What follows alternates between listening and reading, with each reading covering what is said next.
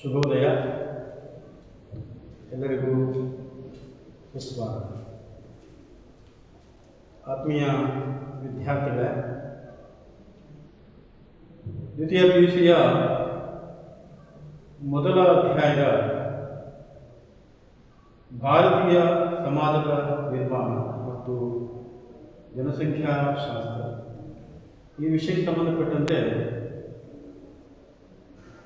ತಾವೀಗಾಗಲೇ ಭಾರತೀಯ ಸಮಾಜದ ನಿರ್ಮಾಣ, ಅದರಲ್ಲಿ ನಮ್ಮ ಭಾರತ ಯಾವ ರೀತಿಯ ವೈವಿಧ್ಯತೆಯನ್ನು ಹೊಂದಿದೆ, ಭಾರತ ಒಂದು ಬಹುವಿಧ ಸಮಾಜ, ಬಹುರೂಪಿ ಸಮಾಜ, ವಿವಿಧ ಜನಾಂಗೀಯ ಮೂಲಗಳನ್ನು ಕೂಡ ಅರ್ಥೈಸಿಕೊಂಡಿದೆ. ನಿಗ್ರಿಟೋ, ಟೋಶಲಾಯ್ಡ್, ಮಂಗೋಲಾಯ್ಡ್, ಮೆಡಿಟರೇನಿಯನ್, ವೆಸ್ಟರ್ನ್ ಬ್ಯಾಟಿಸೇಪ, ನಾರ್ಡಿಕ್ ಆರ್ ಇಂಡೋ ಆರ್ಯನ್. ಹಾಗೆ ಭಾರತೀಯ ಸಮಾಜದ ರಚನೆಯಲ್ಲಿ ಕೊನೆಯದಾಗಿ ಬಂದಿರತಕ್ಕಂತಹ ನಾಡಿಕ್ ಅಥವಾ ಇಂಡೋ ಆರ್ಯನರು. ಆರ್ಯನರು ಯಾರು, ಆರ್ಯನರ ಒಂದು ಆಕ್ರಮಣ, ಅವರ ಒಂದು ಪ್ರಭಾವದಿಂದ ನಮ್ಮ ಭಾರತೀಯ ಸಮಾಜದ ರಚನೆ, ಧರ್ಮ, ಸಾಹಿತ್ಯ, ಸಂಸ್ಕೃತಿಯ ತತ್ವಶಾಸ್ತ್ರದ ಪ್ರಭಾವ, ಜೊತೆಗೆ ಕ್ರೈಸ್ತ ಧರ್ಮದ ಪ್ರಭಾವ, ಇಸ್ಲಾಂ ಧರ್ಮದ ಪ್ರಭಾವ, ಯುರೋಪಿಯನ್ನರ ಆಗಮನ, ಹೀಗೆ ಹಲವಾರು ಅಂಶಗಳು ಇದರ ಜೊತೆಗೆ ಭಾರತದ ವೈವಿಧ್ಯತೆ ಅಂಶಗಳು ಹಾಗೂ ಏಕತೆಯ ಅಂಶಗಳು ಹಾಗೂ ರಾಷ್ಟ್ರೀಯ ಭಾವೈಕ್ಯತೆ.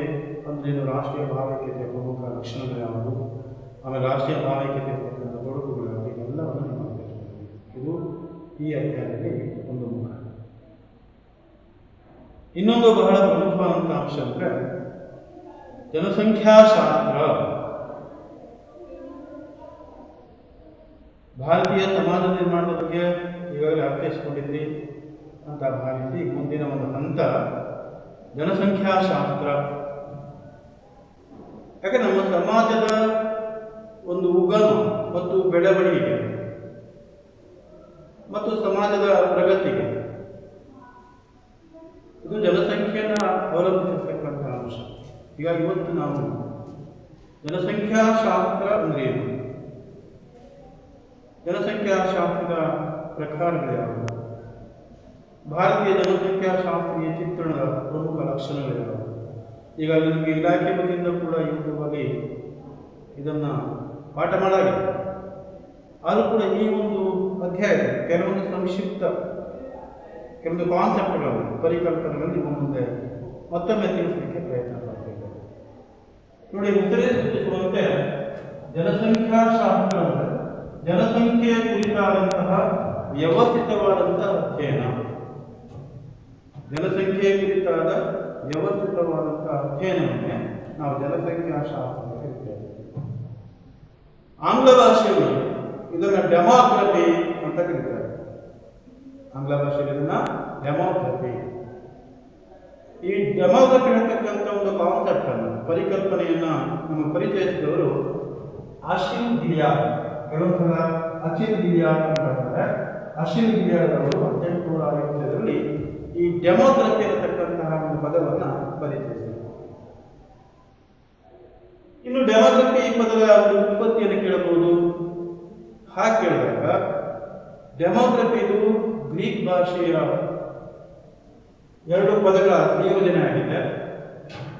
ಯಾವ ಎರಡು ಪದಗಳು ಅಂದ್ರೆ ಒಂದು ಡೆಮೋಸ್ ಮತ್ತೊಂದು ಗ್ರಾಫೆನ್. ಸರಿಯಾಗಿ ಬಿಟ್ಕೊಳ್ಳಿ.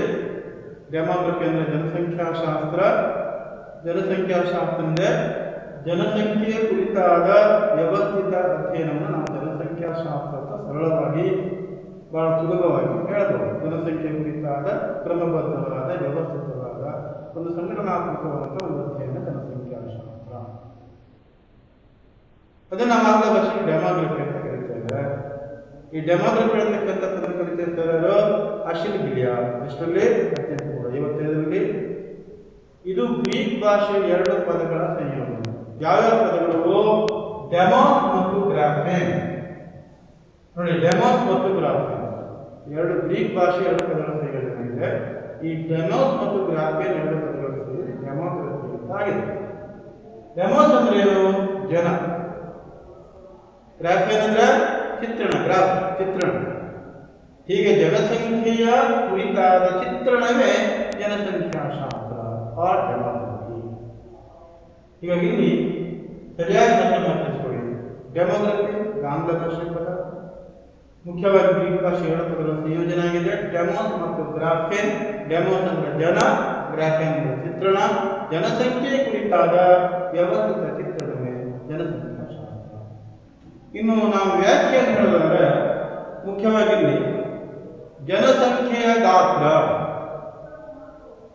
ಜನಸಂಖ್ಯೆ ಎಷ್ಟು ಗಾತ್ರದಲ್ಲಿ ಇದೆ, ಆಮೇಲೆ ಜನನ, ಮರಣ, ವಲಸೆ, ವಯೋಮಾನ, ಲಿಂಗಾನುಪಾತ, ಆಮೇಲೆ ಸ್ತ್ರೀ ಪುರುಷರ ಸಂಖ್ಯೆ ಮತ್ತು ಸಂಯೋಜನೆ, ಜನಸಮೂಹದ ರಚನೆ, ವಯೋಮಾನಕ್ಕೆ ಸಂಬಂಧಿಸಿರ್ತಕ್ಕಂಥ ಜನಸಮೂಹದ ಅಂಶಗಳು, ಇವೆಲ್ಲವುಗಳ ಕುರಿತಾದಂತಹ ಅಧ್ಯಯನವೇ ಜನಸಂಖ್ಯಾಶಾಸ್ತ್ರ. ನಾವು ಸರಳವಾಗಿ ವ್ಯಾಖ್ಯಾನ ಹೇಳಿದರೆ ಜನನ, ಮರಣ, ವಲಸೆ, ಜನಸಂಖ್ಯೆ ಗಾತ್ರ, ವಯೋಮಾನ, ಲಿಂಗಾನುಪಾತ, ಸ್ತ್ರೀ ಪುರುಷರ ಸಂಯೋಜನೆ, ಇವೆಲ್ಲವುಗಳ ಕುರಿತಾದಂತಹ ಸಮಗ್ರವಾದಂತಹ ಕ್ರಮಬದ್ಧವಾದಂತಹ ವ್ಯವಸ್ಥಿತವಾದಂತಹ ಅಧ್ಯಯನವೇ ಜನಸಂಖ್ಯಾಶಾಸ್ತ್ರ. ನೋಡಿ, ಇದರಲ್ಲಿ ಎರಡು ಪ್ರಕಾರ ಇದೆ. ಜನಸಂಖ್ಯಾಶಾಸ್ತ್ರದಲ್ಲಿ ಎರಡು ಪ್ರಕಾರ ಇದೆ. ಮೊದಲನೇದು ಔಪಚಾರಿಕ ಜನಸಂಖ್ಯಾಶಾಸ್ತ್ರ, ಇನ್ನು ಎರಡನೇದು ಸಾಮಾಜಿಕ ಜನಸಂಖ್ಯಾಶಾಸ್ತ್ರ. Formal demography and social demography ಇರತಕ್ಕಂಥ ಎರಡು ಪ್ರಕಾರಗಳು. ಔಪಚಾರಿಕ ಜನಸಂಖ್ಯಾಶಾಸ್ತ್ರ ಹೆಸರೇ ಸೂಚಿಸುವಂತೆ ಜನಸಂಖ್ಯೆಯ ಮೂಲ ಘಟಕಗಳ ವಿಶ್ಲೇಷಣೆ ಮತ್ತು ಮಾಪನ, ಅವುಗಳಿಗೆ ಸಂಬಂಧಿಸಿರ್ತಕ್ಕಂತಹ ಒಂದು ವಿಜ್ಞಾನ. ಜನಸಂಖ್ಯೆಯ ಮೂಲ ಘಟಕಗಳ ವಿಶ್ಲೇಷಣೆ ಮತ್ತು ಮಾಪನ, ಅವುಗಳಿಗೆ ಸಂಬಂಧಪಟ್ಟಂತಹ ಅಧ್ಯಯನ. ಅದರಲ್ಲಿ ಜನಸಂಖ್ಯೆಯ ಬೆಳವಣಿಗೆ ಹೇಗಾಗ್ತಾ ಇದೆ, ಸಂಯೋಜನೆಯಲ್ಲಿ ಯಾವ ರೀತಿ ಬದಲಾವಣೆಗಳಾಗ್ತದೆ, ಅದು ಸ್ತ್ರೀ ಪುರುಷ ಸಂಯೋಜನೆ ಇರ್ಬೋದು, ಅದನ್ನು ಗಣಿತಶಾಸ್ತ್ರೀಯ ರೀತಿಯ ಮೂಲಕ ಅಧ್ಯಯನ ಮಾಡತಕ್ಕಂಥದ್ದು, ವಿಶ್ಲೇಷಣೆ ಮಾಡೋದಕ್ಕೆ ನಾವು ಔಪಚಾರಿಕ ಜನಸಂಖ್ಯಾ ಶಾಸ್ತ್ರ ಅಂತ ಹೇಳ್ತೀವಿ. ಇಲ್ಲಿ ಜನಸಂಖ್ಯೆಯ ಮೂಲ ಘಟಕಗಳ ವಿಶ್ಲೇಷಣೆ, ಮೂಲ ಘಟಕಗಳ ವಿಶ್ಲೇಷಣೆ, ಅಂದರೆ ಸ್ತ್ರೀ ಪುರುಷರ ಸಂಯೋಜನೆ ಅಥವಾ ಜನಸಂಖ್ಯೆಯ ಬೆಳವಣಿಗೆ, ಇವುಗಳಿಗೆ ಸಂಬಂಧಪಟ್ಟಂತೆ ಮಾಪನ, ಅಧ್ಯಯನ, ಜೊತೆಗೆ ಅವುಗಳನ್ನು ಗಣಿತಶಾಸ್ತ್ರೀಯ ರೀತಿಯಲ್ಲಿ ಅಧ್ಯಯನ ಮಾಡೋದಕ್ಕೆ ನಾವು ಔಪಚಾರಿಕ ಜನಸಂಖ್ಯಾಶಾಸ್ತ್ರ ಅಂತ ಕರೀತೇವೆ. ಇನ್ನು ಎರಡನೇದಾಗಿ ಸಾಮಾಜಿಕ ಜನಸಂಖ್ಯಾಶಾಸ್ತ್ರ, ಸೋಷಿಯಲ್ ಡೆಮೋಗ್ರಫಿ. ಅಂದ್ರೆ ಇದು ಗುಣಾತ್ಮಕವಾದಂತಹ ಒಂದು ಕ್ಷೇತ್ರ. ಇಲ್ಲೇನಾಗಿದೆ, ಸಮಾಜ ಜನರಿಂದ ಕೂಡಿದೆ. ಆ ಜನಸಮೂಹದ ಸಾಮಾಜಿಕ, ಆರ್ಥಿಕ, ರಾಜಕೀಯ ಅಧ್ಯಯನ ಮಾಡತಕ್ಕಂಥದ್ದು, ಅಥವಾ ರಾಜಕೀಯ ಅಂಶಗಳನ್ನ, ಸಾಮಾಜಿಕ ಅಂಶಗಳನ್ನ, ಆರ್ಥಿಕ ಅಂಶಗಳನ್ನ ಅಧ್ಯಯನ ಮಾಡುವ ಜೊತೆಗೆ ಜನಸಂಖ್ಯೆಯ ಶಾಸ್ತ್ರೀಯ ಅಧ್ಯಯನಗಳ ಎಣಿಕೆಯ ಒಂದು ವಿಧಾನಗಳ ಪ್ರಕ್ರಿಯೆಯನ್ನು ಅವಲಂಬಿಸಿದ್ದಾರೆ. ಅಂದರೆ ಜನಗಣತಿ ಅಥವಾ ಜನಸಮೀಕ್ಷೆ, ಈ ರೀತಿ ಅಂದರೆ ಒಂದು ನಿರ್ದಿಷ್ಟ ಕ್ಷೇತ್ರದಲ್ಲಿ ವಾಸಿಸತಕ್ಕಂತಹ ಜನಜೀವನ, ಅವರ ಒಂದು ಆರ್ಥಿಕತೆ, ಅವರ ಒಂದು ಸಾಮಾಜಿಕ ಜೀವನ ಹೇಗಿದೆ, ಇವೆಲ್ಲವನ್ನು ಅರ್ಥೈಸಿಕೊಳ್ತಕ್ಕಂಥದ್ದು ಸಾಮಾಜಿಕ ಜನಸಂಖ್ಯಾಶಾಸ್ತ್ರ ಅಂತ ನಾವು ಕರೀಬಹುದು. ಹೀಗಾಗಿ ಒಂದು ನಿರ್ದಿಷ್ಟ ಒಂದು ಕ್ಷೇತ್ರ, ಸ್ಥಳಗಳಲ್ಲಿ ವಾಸ ಮಾಡತಕ್ಕಂತಹ ಜನಸಮೂಹದ ಸಂಬಂಧಪಟ್ಟಂತಹ ಮಾಹಿತಿಯನ್ನು ಕಲೆಕ್ಟ್ ಮಾಡಿ ಸಂಗ್ರಹ ಮಾಡತಕ್ಕಂಥ ಒಂದು ಅಧ್ಯಯನ ಸಾಮಾಜಿಕ ಜನಸಂಖ್ಯಾಶಾಸ್ತ್ರ. ಹೀಗಾಗಿ ಮುಖ್ಯವಾಗಿ ಜನಸಂಖ್ಯಾಶಾಸ್ತ್ರ ಏನಂತ ಕೇಳಿ ಅದನ್ನು ಪರಿಚಯ ಮಾಡಿಕೊಟ್ಟವರು ಆಸಿಲ್ ಗಿಲಿಯಾರ್ಡ್. ಡೆಮೋಗ್ರಫಿ ಈ ಪದರ ಉತ್ಪತ್ತಿ ಅಂತ ತಿಳ್ಕೊಂಡ್ರಿ, ಆಮೇಲೆ ಜನಸಂಖ್ಯಾಶಾಸ್ತ್ರದ ಎರಡು ವಿಧಾನ ತಿಳ್ಕೊಂಡ್ರಿ. ಇವು ಹಾಗಾದ್ರೆ ಜನಸಂಖ್ಯಾಶಾಸ್ತ್ರದ ಅಧ್ಯಯನ ಯಾಕೆ? ಮುಖ್ಯವಾಗಿ ನಮ್ಮ ಒಂದು ಸಮಾಜದ ಬೆಳವಣಿಗೆಗೆ, ನಮ್ಮ ಒಂದು ಸಮಾಜದ ಕಲ್ಯಾಣಕ್ಕೆ, ನಮ್ಮ ಒಂದು ಸಮಾಜದ ಅಭ್ಯುದಯಕ್ಕೆ ಜನಸಂಖ್ಯಾಶಾಸ್ತ್ರಕ್ಕೂ ಸಂಬಂಧ ಇದೆ. ನಮ್ಮ ಸಮಾಜಕ್ಕೂ ಜನಸಂಖ್ಯಾಶಾಸ್ತ್ರ ಪರಸ್ಪರ ಸಂಬಂಧವನ್ನು ಹೊಂದಿದೆ, ಅವಲಂಬಿತವಾಗಿದೆ. ಒಂದು ಸಮಾಜದ ಅಭಿವೃದ್ಧಿ ಅಲ್ಲಿನ ಜನಸಂಖ್ಯೆಯನ್ನು ಅವಲಂಬಿಸಿರುತ್ತದೆ. ಸಾಮಾಜಿಕ ಆಗುಗಳ ಸಂಬಂಧಪಟ್ಟಂತೆ ಜನಸಂಖ್ಯೆ ಆಧಾರವಾಗಿ ನಿರ್ಧರಿಸಲಾಗಿದೆ. ಹೀಗಾಗಿ ನಮ್ಮ ಒಂದು ಸಮಾಜಶಾಸ್ತ್ರದ ಉಗಮ ಮತ್ತು ಇವತ್ತು ನಮ್ಮ ಸಮಾಜಶಾಸ್ತ್ರ ಏನು ಡೆವಲಪ್ ಆಗ್ತಾ ಇದೆಯೋ, ಬೆಳವಣಿಗೆ ಆಗ್ತಿದೆಯೋ, ಪ್ರಗತಿ ಆಗ್ತಾ ಇದೆಯೋ, ಅಥವಾ ನಮ್ಮ ಸಮಾಜಶಾಸ್ತ್ರ ಪ್ರತ್ಯೇಕ ಅಧ್ಯಯನ ಶಾಸ್ತ್ರಗಳು ಇಟ್ಟುಕೊಳ್ಳಿಕ್ಕೆ ಕೂಡ ಇವತ್ತು ಜನಸಂಖ್ಯಾಶಾಸ್ತ್ರ ಅಧ್ಯಯನ ಬಹಳ ಮುಖ್ಯವಾಗಿದೆ. ಇವಿಷ್ಟು ನಿಮಗೆ ಮೂಲ ಪರಿಚಯ ತಿಳ್ಕೊಳ್ಳಿ. ಏನಪ್ಪ ಜನಸಂಖ್ಯಾಶಾಸ್ತ್ರ ಅಂದ್ರೆ ಏನು? ಮೊದಲ ಈ ಆಂಗ್ಲ ಭಾಷೆಗೆ ಡೆಮೋಗ್ರಫಿ ಅಂತ ಕರೀತಾರೆ. ಡೆಮೋಗ್ರಫಿ ಈ ಪದ ಉತ್ಪತ್ತಿಯನ್ನು, ಡೆಮೋಸ್ ಅಂದರೆ ಜನ, ಗ್ರಾಫಿ ಅಂದರೆ ಚಿತ್ರಣ, ಜನಸಂಖ್ಯೆ ಕುರಿತಾದ ಚಿತ್ರಣ ಡೆಮೋಗ್ರಫಿ ವ್ಯವಸ್ಥೆ ತಿಳ್ಕೊಂಡು ಆಮೇಲೆ ಜನಸಂಖ್ಯಾಶಾಸ್ತ್ರದ ವಿಧಾನ. ಈ ಥರ ಪರೀಕ್ಷೆ ಕೇಳ್ತಾರೆ. ಡೆಮೋಗ್ರಫಿ ಅಂದರೆ ಅಥವಾ ಡೆಮೋಗ್ರಫಿ ಪದವನ್ನು ಕಲಿತಿರುತ್ತವೆ, ಅಥವಾ ಡೆಮೋಗ್ರಫಿ ಈ ಪದ ಉತ್ಪತ್ತಿಯನ್ನು ತಿಳಿಸಿ, ಅಥವಾ ಜನಸಂಖ್ಯಾಶಾಸ್ತ್ರದ ವಿಧಗಳನ್ನು ಹೆಸರಿಸಿ, ಈ ರೀತಿ ಪ್ರಶ್ನೆ.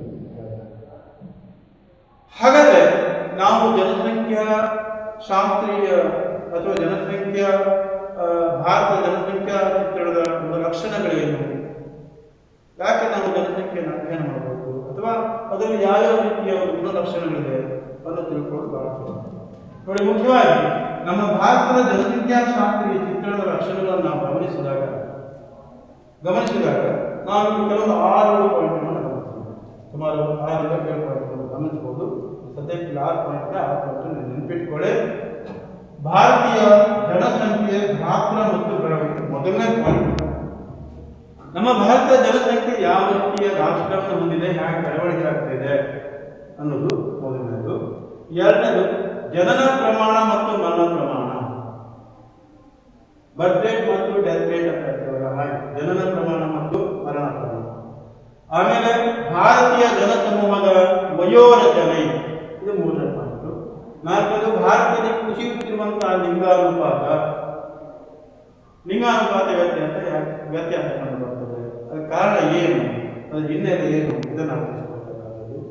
ಆಮೇಲೆ ಭಾರತೀಯ ಜನಸಮೂಹದಲ್ಲಿ ಹೆಚ್ಚುತ್ತಿರುವಂತಹ ಸಾಕ್ಷರತಾ ಪ್ರಕರಣಗಳು, ಇವತ್ತು ಎಷ್ಟೊಂದು ಸಾಕ್ಷರತಾ ವ್ಯತ್ಯಾಸಗಳಿತ್ತು ಪುರುಷ ಸ್ತ್ರೀಯಲ್ಲಿ, ಇವತ್ತು ಯಾವ ರೀತಿಯ ಸಾಕ್ಷರತೆಯ ವ್ಯತ್ಯಾಸ ನಾವು ಕಾಣ್ತೇವೆ. ಆಮೇಲೆ ಹೆಚ್ಚುತ್ತಿರುವಂತಹ ಗ್ರಾಮೀಣ ಮತ್ತು ನಗರ ವಲಸೆ, ಗ್ರಾಮ ನಗರ ವಲಸೆ, ಇದನ್ನು ನಾವು ಅರ್ಥೈಸಿಕೊಳ್ಳುವುದಕ್ಕೆ ಸಾಧ್ಯ. ಹೀಗಾಗಿ ಒಂದೊಂದೇ ಪಾಯಿಂಟ್ಗಳನ್ನು ನಾವು ಸರಿಯಾಗಿ ಅರ್ಥೈಸಿಕೊಳ್ಳಬಹುದು. ಮೊದಲನೇ ಪಾಯಿಂಟ್ ಯಾವುದು? ಜನಸಂಖ್ಯೆಯ ಗಾತ್ರ ಮತ್ತು ಬೆಳವಣಿಗೆ. ಭಾರತ ಸಾಕಷ್ಟು ಜನಸಂಖ್ಯೆಯನ್ನು ಹೊಂದಿರತಕ್ಕಂತಹ ದೇಶ. ಚೀನಾವನ್ನು ಬಿಟ್ಟರೆ ಜಾಗತಿಕವಾಗಿ 2ನೇ ಸ್ಥಾನವನ್ನು ಪಡ್ಕೊಂಡಿರ್ತಕ್ಕಂತಹ ದೇಶ ನಮ್ಮದು. ಸುಮಾರು 2011ರ ಜನಗಣತಿಯ ಪ್ರಕಾರ ಭಾರತದ ಜನಸಂಖ್ಯೆ ಸುಮಾರು 121 ಕೋಟಿ. 2011 ಜನಗಣತಿ ಪ್ರಕಾರ ಭಾರತದ ಜನಸಂಖ್ಯೆ 121 ಕೋಟಿ, 1.21 ಬಿಲಿಯನ್ ಅಂತ ನಾವು ಹೇಳ್ಬೋದು. ಆಮೇಲೆ ಅದನ್ನು ನಾವು ಸ್ವಲ್ಪ ಹಿಂದಕ್ಕೆ ಹೋಗ್ತೇವೆ. 2011ರಲ್ಲಿ ನಮ್ಮ ಜನಗಣತಿ ಸಮೀಕ್ಷೆ ಪ್ರಕಾರ 121 ಕೋಟಿ. ಈಗ ಜಾಸ್ತಿ ಇದೆ, ವಾಸ್ತವಿಕವಾಗಿ ಜಾಸ್ತಿ ಇದೆ. 2011ರ ಜನಗಣತಿ ಪ್ರಕಾರ 121 ಕೋಟಿ ಅಥವಾ 1.2 ಬಿಲಿಯನ್ ಅಂತ ಹೇಳ್ಬೋದು.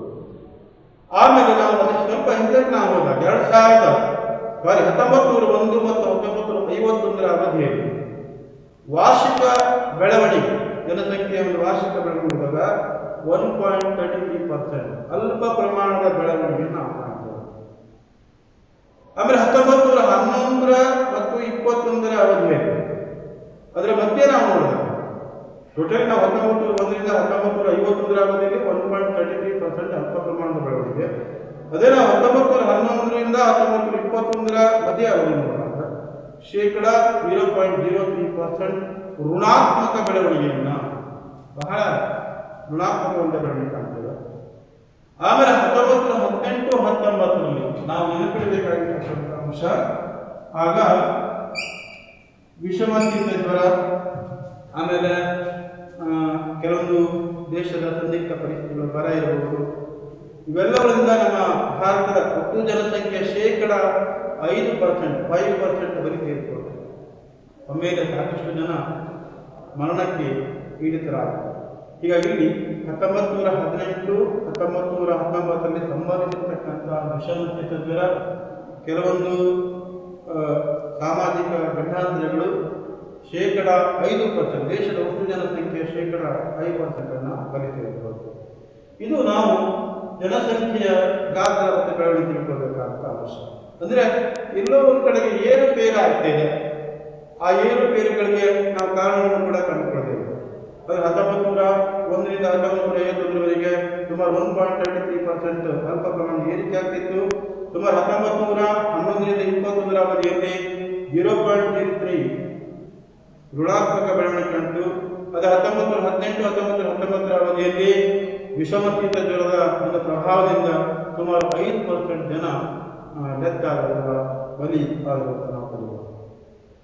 ಇನ್ನು ಎರಡನೇ ಪಾಯಿಂಟ್ ಜನನ ಪ್ರಮಾಣ ಮತ್ತು ಮರಣ ಪ್ರಮಾಣ.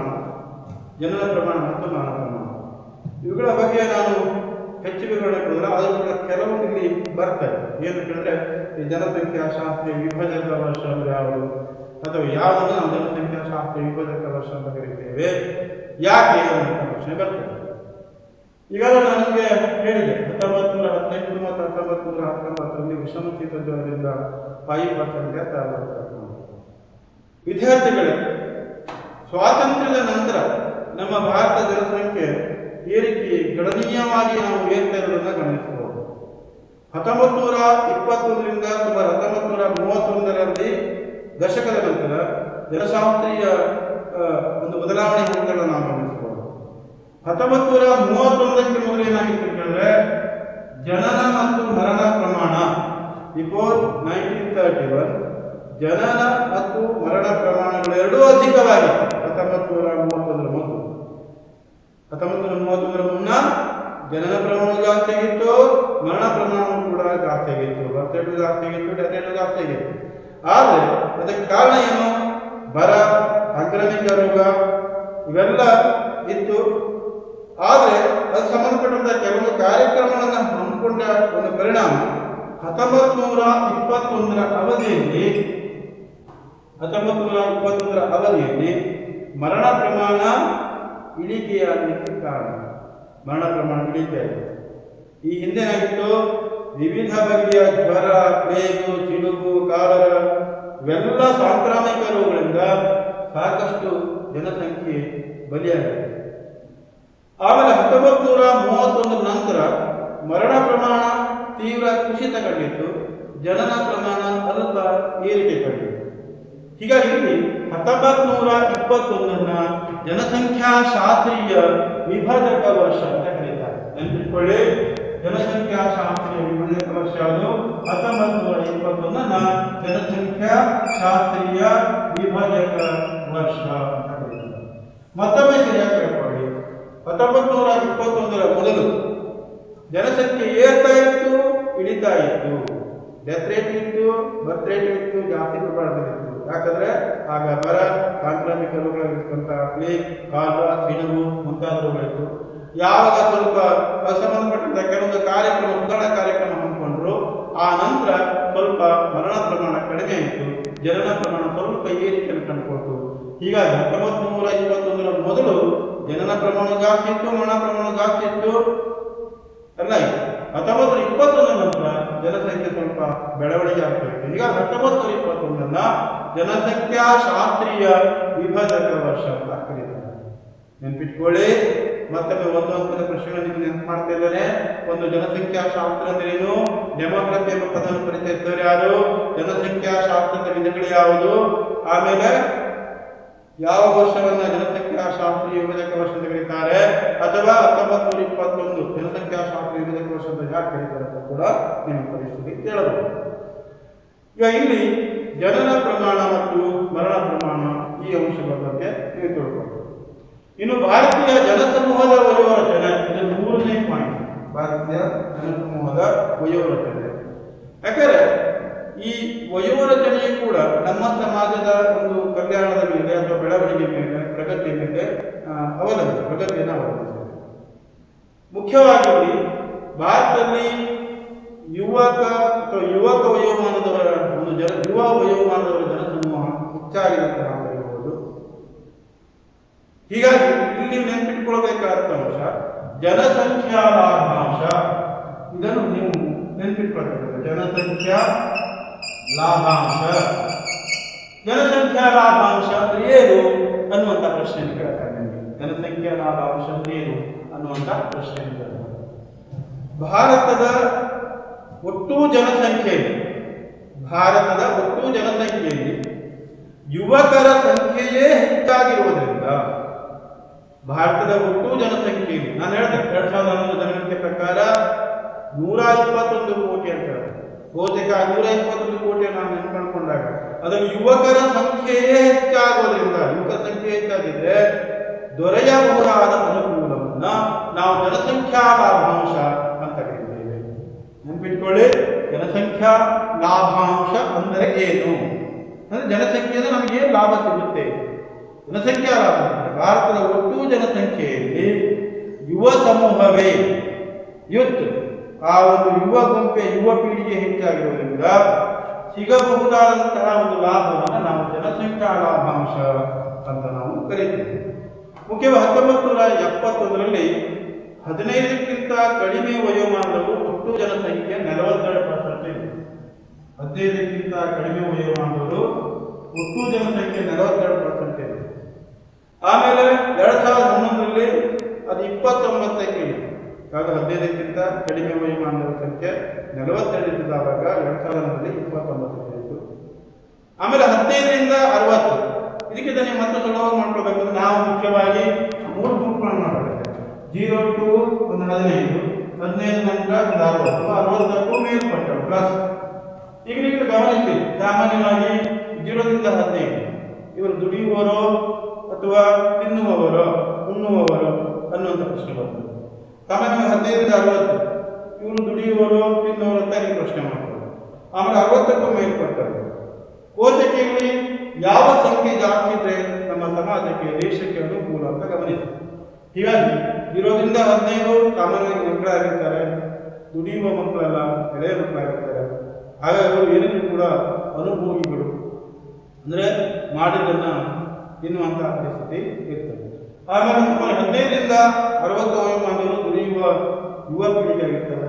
ಆಮೇಲೆ 60ಕ್ಕೆ ಮೇಲ್ಪಟ್ಟವರು ವಯೋವೃತ್ತರಾಗಿರ್ತಾರೆ. ಹೀಗಾಗಿ ಇದರಲ್ಲಿ ಮುಖ್ಯವಾಗಿ ಈ 2 ಗುಂಪುಗಳ ಹೆಚ್ಚಾಗಿರ್ತದೆ. ಅದನ್ನು ನಾವು ಅವಲಂಬನ ಅನುಪಾತ ಅಂತ ಕರೀತೇವೆ. ಅವಲಂಬನ ಅನುಪಾತವೇ ಜಾಸ್ತಿ ಆಗಿದೆ, ಅವಲಂಬನ ನಿಷ್ಪತ್ತಿ ಜಾಸ್ತಿ ಆಗಿರ್ತದೆ. ಇವರು ದುಡಿಯತಕ್ಕಂಥ ಸಮೂಹ, ಈ ದುಡಿಯತಕ್ಕಂಥ ಸಮೂಹಕ್ಕಿಂತ ಇವರು ಸಂಖ್ಯೆ ಹೆಚ್ಚಾಗಿರ್ತದೆ. ಅದೆಲ್ಲ ಅವಲಂಬನ ಅನುಪಾತ, ಅವಲಂಬನೆಯನ್ನು ಅನುಭವಿಸಿದ ಜಾಸ್ತಿ ಇರಲ್ಲ. ಹಾಗೆ ಇಲ್ಲಿ 2011ರಲ್ಲಿ ಆ ಒಂದು 15ಕ್ಕಿಂತ ಕಡಿಮೆ ವಯೋಮಾನದ ಸಂಖ್ಯೆ 29ಕ್ಕೆ ಇಳಿತು. 15 ರಿಂದ 60 ವಯೋಮಾನದ ಪ್ರಮಾಣ ಕೇವಲ 53ರಿಂದ 63ಕ್ಕೆ ಇಳಿತು. ಹೀಗಾಗಿ ನಮಗೆ ಯುವಕರ ಒಂದು ಸಮೂಹವೇ ಹೆಚ್ಚಾದ ನಾವು ಗಮನಿಸ್ತೇವೆ. 60+ ವಯೋಮಾನದ ಪ್ರಮಾಣ ಅತ್ಯಲ್ಪವಾಗಿದೆ. ಮುಂದೆ ಅದು ಹೆಚ್ಚಾಗಿದೆ, ಸುಮಾರು 5 ರಿಂದ 8% ಇರ್ತದೆ. ಆಮೇಲೆ 0 ರಿಂದ 14 ವಯೋಮಿತಿಯ ಜನಸಮೂಹ 11% ಕಡಿಮೆ ಇದೆ. ಹೀಗಾಗಿ ಇಲ್ಲಿ ಭಾರತ ಹೆಚ್ಚಾಗಿ ಯುವ ಸಮೂಹವನ್ನೇ ಹೊಂದಿದೆ. ಈ ಯುವ ಸಮೂಹವನ್ನು ಹೊಂದಿದ ಕಾರಣ ಭಾರತದ ಒಟ್ಟು ಜನಸಂಖ್ಯೆಯಲ್ಲಿ ಯುವಕರ ಸಮೂಹವೇ ಹೆಚ್ಚಾಗಿರುವುದರಿಂದ ದೇಶಕ್ಕೆ ದೊರೆಯಬಹುದಾದಂತಹ ಅನುಕೂಲವನ್ನು ನಾವು ಜನಸಂಖ್ಯಾ ಲಾಭಾಂಶ ಕರೆಯುತ್ತೇವೆ. ಹಾಗಾಗಿ ಇಲ್ಲಿ ಹೇಗೆ ನಾವು ಒಂದು ಜನಸಂಖ್ಯಾ ಲಾಭಾಂಶವನ್ನು ಪಡ್ಕೊಳ್ಬಹುದು? ಯುವಕರಿಗೆ ಸರಿಯಾದ ಒಂದು ಉದ್ಯೋಗ, ಸರಿಯಾದ ಶಿಕ್ಷಣ, ಸರಿಯಾದ ಮಾರ್ಗದರ್ಶನ ಅದನ್ನು ಕೊಟ್ಟಾಗ ಮಾತ್ರ ನಾವು ಜನಸಂಖ್ಯೆಯ ಲಾಭಾಂಶವನ್ನು ಪಡ್ಕೊಳ್ಳಲಿಕ್ಕೆ ಸಾಧ್ಯ. ಈಗ ಜನಸಂಖ್ಯಾ ಲಾಭಾಂಶ ಅಂದರೆ ದೇಶದ ಒಟ್ಟು ಜನಸಂಖ್ಯೆಯಲ್ಲಿ ಇರಬಹುದಾದಂಥ ಯುವಕರ ಕಡೆಯೇ ಹೆಚ್ಚಾಗಿದೆ ದೊರೆಯಬಹುದಾದಂಥ ಅನುಕೂಲವನ್ನು ನಾವು ಜನಸಂಖ್ಯಾ ಲಾಭಾಂಶ ಕರೆಯುತ್ತೇವೆ. ಯಾವಾಗ ನಾವು ಯುವಕರಿಗೆ ಸರಿಯಾದ ಮಾರ್ಗದರ್ಶನ, ಸರಿಯಾದ ಒಂದು ಶಿಕ್ಷಣ, ಸರಿಯಾದ ಒಂದು ಉದ್ಯೋಗವನ್ನು ಕಲ್ಪಿಸಿಕೊಡ್ತೇವೆಯೋ ಆವಾಗ ನಾವು ಜನಸಂಖ್ಯಾ ಲಾಭಾಂಶವನ್ನು ಪಡ್ಕೊಳ್ಳಲಿಕ್ಕೆ ಸಾಧ್ಯ ಅಂತ ತಿಳ್ಕೊಬಹುದು. ಈಗ ನಾವು 0 ರಿಂದ 14, ಆಮೇಲೆ 15 ರಿಂದ 60, 0 ರಿಂದ 14, 0 ರಿಂದ ಇಲ್ಲೊಂದು ಕನ್ಫ್ಯೂಸ್ ಆಗಿದೆ, ಸ್ವಲ್ಪ ಸುಧಾರಿಸ್ಕೊಳ್ಳಿ, ತಪ್ಪಾಗಿದೆ. ಅದನ್ನು 0 ರಿಂದ 14 ಮಾಡ್ಕೊಳ್ಬೇಕು. ಆಮೇಲೆ 15 ರಿಂದ 60 ಮೇಲ್ಪಟ್ಟು, ಆಗ ಅದನ್ನು ಒಂದು ತಿದ್ದುಪಡಿ ಮಾಡಿಕೊಳ್ಳಿ. 0 ರಿಂದ 14, 15 ರಿಂದ 60, ಆಮೇಲೆ 60+ ಈ ರೀತಿಯ 3 ಸ್ಟೆಪ್ಗಳನ್ನು ನಾವು ಮಾಡ್ಕೊಳ್ಬೇಕು. ಮತ್ತು ನಿಮಗೆ ನೆನಪು ಮಾಡ್ತೇವೆ, ದಯವಿಟ್ಟು ಕ್ಷಮಿಸಿ, 0 ರಿಂದ 14, 0 to 14, 15 to 60, 60+, ಹೀಗೆ 0ರಿಂದ 14 ವಯೋಮಾನಕ್ಕೆ ಸಂಬಂಧಪಟ್ಟವರು ಇವರು ದುಡಿಯಲಾರರು. 15ರಿಂದ 60 ಇವರು ದುಡಿಯತಕ್ಕಂಥ ಸಮೂಹ. ಆಮೇಲೆ 60ಕ್ಕೂ ಮೇಲ್ಪಟ್ಟವರು ವಯೋವೃದ್ಧರು. ಹೀಗಾಗಿ ಜನಸಂಖ್ಯಾ ಅವಲಂಬನ ಅನುಪಾತ 0ರಿಂದ 14 ಒಟ್ಟು ಜನಸಂಖ್ಯೆ ಮತ್ತು 65 ವರ್ಷ ಮೇಲ್ಪಟ್ಟ ಒಟ್ಟು ಜನಸಂಖ್ಯೆ, 0ರಿಂದ 14ರ ಒಟ್ಟು ಜನಸಂಖ್ಯೆ, ಆಮೇಲೆ 60ಕ್ಕೂ ಮೇಲ್ಪಟ್ಟ 65 ವರ್ಷ ಮೇಲ್ಪಟ್ಟ ಒಟ್ಟು ಜನಸಂಖ್ಯೆ, 15ರಿಂದ 65 ವಯೋಮಾನದ ಸರಾಸರಿ ಅನುಪಾತವನ್ನು ಬೆಳೆದಾಗ ಸಿಗತಕ್ಕಂತಹ ಒಂದು ಅವಲಂಬನೆಯನ್ನ ನಾವು ಸರಾಸರಿ ಅನುಪಾತವನ್ನು ನಾವು ಅವಲಂಬನ ಅನುಪಾತ ಕರೆಯುತ್ತೇವೆ. ಮತ್ತೊಮ್ಮೆ ಕೇಳ್ಕೊಳ್ಳಿ, 0ರಿಂದ 14ರ ಒಟ್ಟು ಜನಸಂಖ್ಯೆ ಮತ್ತು 60 ಮತ್ತು 65ಕ್ಕೂ ಮೇಲ್ಪಟ್ಟ ಒಟ್ಟು ಜನಸಂಖ್ಯೆಯನ್ನ 15ರಿಂದ 65 ವಯೋಮಾನದ ಸರಾಸರಿ ಅನುಪಾತವನ್ನು ಬೆಳೆದಾಗ ನಾವು ಸರಾಸರಿ ಅನುಪಾತವನ್ನು ನಾವು ಅವಲಂಬನ ಅನುಪಾತ ಅಂತ ಕರೀತೇವೆ. ನೆಕ್ಸ್ಟ್, ಭಾರತದಲ್ಲಿ ಕುಸಿಯತಕ್ಕಂಥ ಲಿಂಗಾನುಪಾತ, ಇದು 4ನೇ ಪಾಯಿಂಟ್. ಮುಖ್ಯವಾಗಿ ನಾವು ಗಮನಿಸಬೇಕಾದಂಥ ಅಂಶ ನೆನಪಿಟ್ಕೊಳ್ಳಿ, 1961ರಲ್ಲಿ ಲಿಂಗಾನುಪಾತ ಅಂದ್ರೆ ಏನು? ಇದು ಮೊದಲನೇ ಪ್ರಶ್ನೆ. ಇಲ್ಲಿ 1000 ಪುರುಷರಿಗೆ ಇರುವಂತಹ ಸರಾಸರಿ ಸ್ತ್ರೀಯರ ಸಂಖ್ಯೆ ಎಷ್ಟು ಸ್ತ್ರೀಯರಿದ್ದಾರೆ? 1000 ಪುರುಷರಿಗೆ ಇರುವ ಸ್ತ್ರೀಯರ ಸರಾಸರಿ ಸಂಖ್ಯೆಯನ್ನ ನಾವು ಲಿಂಗಾನುಪಾತ ಅಂತ ಕರಿತೇವೆ. ನಿಮ್ಮ ಪ್ರಶ್ನೆ ಕೇಳ್ತೇವೆ, ಲಿಂಗಾನುಪಾತ ನೋಡಿ ಎಷ್ಟು ಪ್ರಶ್ನೆಗಳು ಅಂತ. ಈಗ ಜನಸಂಖ್ಯಾಶಾಸ್ತ್ರದಿಂದ ಜನಸಂಖ್ಯಾಶಾಸ್ತ್ರವನ್ನು ಪರಿಚಯಿಸಿದವರು ಯಾರು? ಡೆಮೋಗ್ರಫಿ ಪದ ಉತ್ಪತ್ತಿ ತಿಳಿಸಿ, ಜನಸಂಖ್ಯಾಶಾಸ್ತ್ರದ ವಿಧಗಳು, ಆಮೇಲೆ ಮತ್ತೆ ಅದು ಕೆಲವೊಂದು ಇದೆಲ್ಲ ಲಿಂಗಾನುಪಾತ ಅಂದ್ರೆ ಏನು ಇದೆಲ್ಲ ಬಂತು. ಲಿಂಗಾನುಪಾತ ಅಂದ್ರೆ 1000 ಪುರುಷರಿಗೆ ಎಷ್ಟು ಜನ ಸ್ತ್ರೀಯರಿದ್ದಾರೆ ಅನ್ನೋದನ್ನ ಲೆಕ್ಕ ಹಾಕ್ತಕ್ಕಂಥದ್ದು. ಸರಾಸರಿ ಸ್ತ್ರೀಯರ ಸಂಖ್ಯೆನ ಇರುವ ಸರಾಸರಿ ಸಂಖ್ಯೆ ನಾವು ಲಿಂಗಾನುಪಾತ ಅಂತ ಕರೀತೇವೆ. 1961ರಲ್ಲಿ 1000 ಪುರುಷರಿಗೆ 941 ಸ್ತ್ರೀಯರಿದೆ. 1961ರಲ್ಲಿ 941 ಸ್ತ್ರೀಯರಿದೆ. 1000 ಪುರುಷರಿಗೆ ಎಷ್ಟು ಸ್ತ್ರೀಯರಿದ್ದಾರೆ ಅನ್ನೋ ಸರಾಸರಿ ಲೆಕ್ಕ ಕಳಿಸ್ತೀವಿ ಲಿಂಗಾನುಪಾತ. ಹೀಗಾಗಿ 1961ರಲ್ಲಿ 1000 ಪುರುಷರಿಗೆ 941 ಸ್ತ್ರೀಯರಿದೆ. ಆಮೇಲೆ ಏನಾಯ್ತು, 1991ರಲ್ಲಿ ಅದು 927 ಇತ್ತು. 927 ನೋಡಿ ಲಿಂಗಾನುಪಾತ ಯಾವ ರೀತಿ ಕಡಿಮೆ ಆಗ್ತದೆ. 1000ಕ್ಕೆ 927. ಆಮೇಲೆ 2001ರಲ್ಲಿ ಅದು 933. 2001ರಲ್ಲಿ 933. ಆಮೇಲೆ 2011ರಲ್ಲಿ 940. ಅಲ್ಪ ಪ್ರಮಾಣದ ಏರಿಕೆ ನಾವು ಇದು ಲಿಂಗಾನುಪಾತ ನಾವು ಕಂಡುಕೊಳ್ತಕ್ಕಂಥದ್ದು ಲೆಕ್ಕ. ನೋಡಿ ಯಾವ ಟೈಮ್ ಏನಾಗಿದೆ ಹೇಗಾಗಿದೆ ಇದೆಲ್ಲವೂ ನಾವು ಗಮನಿಸಬಹುದು. 1961ರಲ್ಲಿ 941 ಲಿಂಗಾನುಪಾತ ಪ್ರಮಾಣ ಇತ್ತು. ಆಮೇಲೆ 91ರಲ್ಲಿ 927 ಲಿಂಗಾನುಪಾತ, ಅಂದ್ರೆ ಸುಮಾರು 3 ಆಮೇಲೆ 14 ಪಾಯಿಂಟ್ ಕುಸಿತ ಆಗಿರ್ತಕ್ಕಂಥ ಮಾತಾಡಬಹುದು. ಆಮೇಲೆ ನೆಕ್ಸ್ಟ್ 2011ರಲ್ಲಿ 933 ಇತ್ತು ಮತ್ತು ಸ್ವಲ್ಪ ಏರಿಕೆ. ಆಮೇಲೆ 2011ರಲ್ಲಿ 940. ನಿಮಗೆ ಪರೀಕ್ಷೆ ಕೇಳಬಹುದು 2011ರ ಜನಗಣತಿ ಪ್ರಕಾರ ಲಿಂಗಾನುಪಾತ ಪ್ರಮಾಣ ಎಷ್ಟು? 2011ರಲ್ಲಿ 1000 ಪುರುಷರಿಗೆ 940 ಸರಿಯಾಗಿದೆ. ಲಿಂಗಾನುಪಾತವೇನು? 1000 ಪುರುಷರಿಗೆ ಇರುವ ಸರಾಸರಿ ಸ್ತ್ರೀಯರ ಸಂಖ್ಯೆಯನ್ನ ನಾವು ಲಿಂಗಾನುಪಾತ ಅಂತ ಕರೀತೇವೆ. ಇನ್ನು ಎಳೆಯ ಮಕ್ಕಳ ಲಿಂಗಾನುಪಾತವನ್ನು ನಾವು ಗಮನಿಸಿದಾಗ 2011ರಲ್ಲಿ ಸುಮಾರು 927ರಿಂದ 914ಕ್ಕೆ 13 ಪಾಯಿಂಟ್ ಕುಸಿತ ಆಗಿರ್ತಕ್ಕಂಥ ನಾವು ಕಾಣ್ತೇವೆ. ಇಲ್ಲಿ ಪ್ರಶ್ನೆ ಬರ್ತೇವೆ, ಭಾರತದಲ್ಲಿ ಕುಸಿಯತಕ್ಕಂಥ ಲಿಂಗಾನುಪಾತವನ್ನು ಗಮನಿಸಿದಾಗ ಈ ಲಿಂಗಾನುಪಾತ ವ್ಯತ್ಯಾಸಕ್ಕೆ ಕಾರಣ ಏನು? ಇಲ್ಲಿ ಮುಖ್ಯವಾಗಿ ಕೆಲವೊಂದು ಕಾರಣ ನಾವು ಗಮನಿಸಬೇಕಾಗ್ತದೆ. ಮೊದಲನೇದು ಗಂಡು ಸಂತತಿಯ ಬಯಕೆ, ಆಮೇಲೆ ದೇಮಾರು, ಭೀಮಾರು, ಇವೆಲ್ಲ ಎಲ್ಲವೂ ಕಡೆ ಲಿಂಗಾನುಪಾತ ವ್ಯತ್ಯಾಸವನ್ನು ಕೂಡ ತಿಳಿಸ್ತಕ್ಕಂಥ ನಾವು ಗಮನಿಸಬಹುದು. ಮುಖ್ಯವಾದಂತಹ ಕಾರಣ ಗಂಡು ಸಂತತಿಯ ಬಯಕೆ. ಏನು ಯಾಕಾಗಿ ಹೀಗಾಗುತ್ತಂದ್ರೆ ಇಲ್ಲಿ ಗಂಡು ಮಕ್ಕಳಿಗೆ ವಿಶೇಷ ಪ್ರಾಶಸ್ತ್ಯ ನೀಡತಕ್ಕಂಥ ನಾವು ಕಾಣ್ತೇವೆ. ನಮ್ಮದು ವಿಶೇಷ ಭಾರತೀಯ ಕುಟುಂಬದ ಒಂದು ಜಾಯಿಂಟ್ ಫ್ಯಾಮಿಲಿ, ಪುರುಷ ಪ್ರಧಾನವಾದಂತಹ ಮೌಲ್ಯಗಳಿಗೆ ಹೆಚ್ಚು ಬೆಲೆ ಇದೆ. ಆಮೇಲೆ ಕೆಲವು ಧರ್ಮ ಪದ್ಧತಿ ಸಂಪ್ರದಾಯ ಇವುಗಳು ಕೂಡ ಗಂಡು ಸಂತಾನಕ್ಕೆ ಹೆಚ್ಚು ಮಹತ್ವ ಕೊಡ್ತಕ್ಕಂಥದ್ದು. ಹಾಗೂ ಅಲ್ಟ್ರಾಸೌಂಡ್ ತಂತ್ರಜ್ಞಾನದ ದುರ್ಬಳಕೆ ಇದೆಲ್ಲ ಒಂದು ಕಡೆಗೆ ಹೆಣ್ಣು ಭ್ರೂಣ ಹತ್ಯೆಯನ್ನ ಮಾಡತಕ್ಕಂತಹ ಕಾರಣಗಳು. ಇವೆಲ್ಲಗಳಿಂದ ಗಂಡು ಸಂತತಿಯ ಬಯಕೆ ಹೆಚ್ಚಾದ ಕಾರಣ ಲಿಂಗಾನುಪಾತ ವ್ಯತ್ಯಾಸವನ್ನು ನಾವು ಗಮನಿಸಬಹುದು. ಹಾಗೆ ಲಿಂಗಾನುಪಾತಕ್ಕೆ ಮೂಲ ಕಾರಣ ಅಂದರೆ ಗಂಡು ಸಂತತಿಯ ಬಯಕೆ. ಹಾಗಾದರೆ ಆ ಬಯಕೆ ಇರುವಂತಹ ಪ್ರದೇಶಗಳು ಯಾವುವು? ಗಂಡು ಸಂತತಿಯೇ ಬೇಕು, ಗಂಡು ಮಕ್ಕಳೇ ಬೇಕಿರುವಂತಹ ಬಯಕೆ ಇರುವಂತಹ ಪ್ರದೇಶಗಳಾಗಿದ್ದಾರೆ ಉತ್ತರ ಪ್ರದೇಶ, ರಾಜಸ್ಥಾನ, ಬಿಹಾರ, ಪಂಜಾಬ್, ಹರಿಯಾಣ, ಕರ್ನಾಟಕ ರಾಜ್ಯ. ಇವೆಲ್ಲ ಆ ಒಂದು ಗಂಡು ಸಂತತಿಯ ಬಗ್ಗೆ ಹೆಚ್ಚಿನ ಪ್ರಾಧಾನ್ಯತೆ ಹೊಂದತಕ್ಕಂಥ ಪ್ರದೇಶ. ಹೀಗಾಗಿ ಹೆಣ್ಣು ಭ್ರೂಣ ಹತ್ಯೆ ಪ್ರಕರಣಗಳು ಅತ್ಯಧಿಕ ಆಗ್ತದೆ.